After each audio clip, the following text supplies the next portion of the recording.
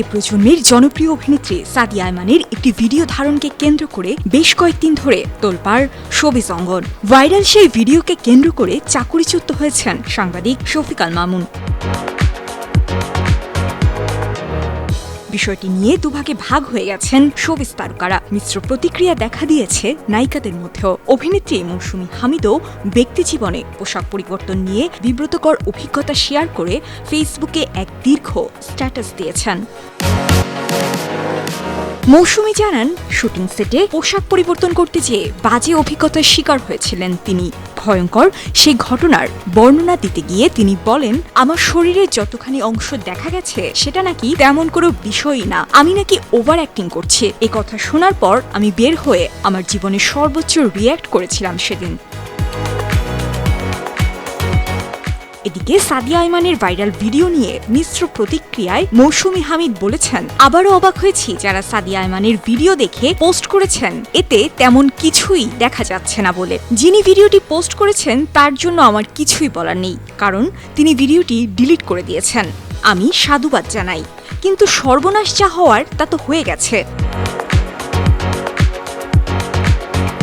মৌসুমীর ভাষ্য, যারা বলছেন এ ভিডিওতে তেমন কিছুই দেখা যায়নি তাদের জন্য প্রশ্ন আছে। তেমন কিছুই না দেখা যাওয়া ভিডিওর কারণে যে পরিমাণ নোংরা, অসভ্য, বুলিং, বডি শেমিং বা রেপ থ্রেট মেয়েটাকে সহ্য করতে হয়েছে বা এখনো হচ্ছে, সেটা যদি আপনার পরিবারের কোনো মেয়েকে সহ্য করতে হয়, আপনি সেটা দেখার জন্য প্রস্তুত আছেন তো?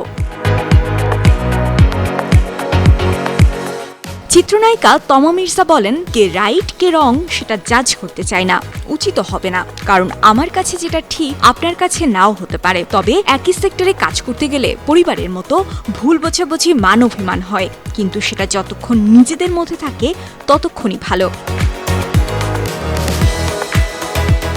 অভিনেত্রী মুনতাহিনা চৌধুরী টয়া তার ব্যক্তিগত ফেসবুক আইডিতে সাদিয়া আয়মানকে উদ্দেশ্য করে লিখেছেন, এই গুণী শিল্পী প্রায় না বুঝে অনেক ঘটনা ঘটিয়ে ফেলেন, যার ভুক্তভোগী শফিকাল মামুন সহ অনেকেই। তবে তিনি অনুতপ্ত হয়ে 2 মাস পর আপনাকে সরি বলবে। আর মামুন ভাই, আপনারও কোনো ভিডিও আপলোড করার আগে ভালো করে চেক করা উচিত ছিল, এটা অবশ্যই আপলোডযোগ্য ভিডিও ছিল না।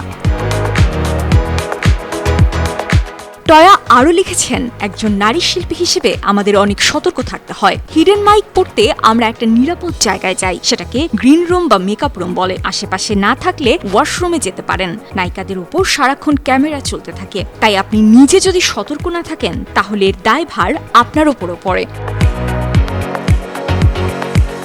তবে সাদিয়া আয়মানের পক্ষ নিয়ে সামাজিক যোগাযোগ মাধ্যমে পোস্ট করেছেন আরেক জনপ্রিয় অভিনেত্রী তানজিন তিশা। তিনি লিখেছেন, কথায় কথায় নায়িকাদের চরিত্র খারাপ কেন ভাই? একটা মেয়ে সাধনা, অধ্যাবসায়, পরিশ্রমের দীর্ঘ জার্নিতে অভিনয়টা ভালো করলেই নায়িকা হয়ে ওঠে। পোস্টে তিনি কয়েকটি প্রশ্নও করেছেন। লিখেছেন, যুক্তি দিয়ে হেরে যাবেন বলে নারীদের চরিত্রে হাত দিয়ে দাবিয়ে রাখতে চান? ভুল বোঝাবুঝি হলে যুক্তি দিয়ে কথা বলেন, তাতে আমাদের সার্বিক সম্মান বজায় থাকবে। আপনার পরিবারের কাউকে ছোট করে কি আপনি বড় হচ্ছেন?